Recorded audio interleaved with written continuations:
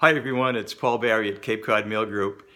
And as I record this today, I've spent the past few days watching much of the news coverage regarding the recent passing of President George Herbert Walker Bush.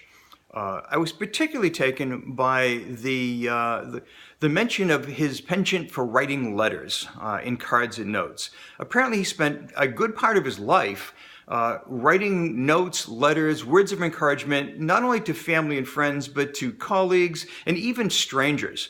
He spent an awful lot of time sharing his thoughts and words of encouragement with many, many people over decades.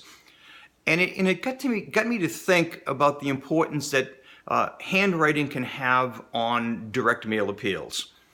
Yeah, in my previous life, when I was involved with direct mail production, we would often encourage our clients to hand address a portion of an appeal to a very special target audience to make sure that we got the best response possible. Yes, it was a little more expensive, and yes, it took a little extra time, but the reward was always there. That handwriting certainly made a difference. So it got me thinking about sharing those things with you, and to make sure that we don't just set aside handwriting because it's expensive and slow, or perhaps thinking that most people don't read mail anyway.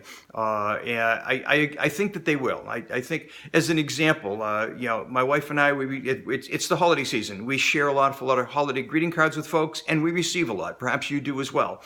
And I know for myself, when those cards arrive and I open one, if there's a handwritten note along with the generic message that the card may include, my eye is always drawn to that handwritten note first. I think it's the same for our donors. If we take the time to put a little handwritten note in the margins, an extra little handwritten note in our thank yous, it will go a long way to touching their lives at a personal level. You can't let your direct mail become so generic and so homogenized that we lose a personal touch. As a suggestion, I think you take a segment of your population and try that concept. For me, I think first-time donors is a great audience that we should be looking at. When I work with the school, one of the first things I ask is what that retention rate for first-time donors looks like, and we target that audience. Perhaps you do as well.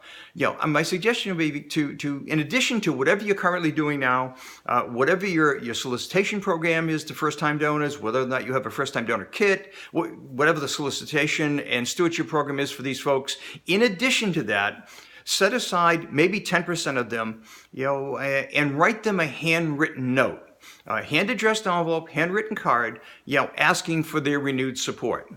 It's December, so for most of you, you've got about 6 months left in your fiscal year. Many of the first-time donors have yet to renew. It's a great time to double down on those folks and see if you can do a better job with them. And perhaps the lessons that President Bush shared, and we learned from our own seasonal greeting cards, that personalization can have an impact. Maybe it'll do something for you as well and re-engage some of those first-time donors. So that's my tip for the day, and as you know, I like to test things. So if you've actually watched to the end of this video, please send me a like, please send me a quick note and tell me what you thought, and if you do, I'll send you a personal handwritten thank you. Till next time, I wish you a wave of results. Take care.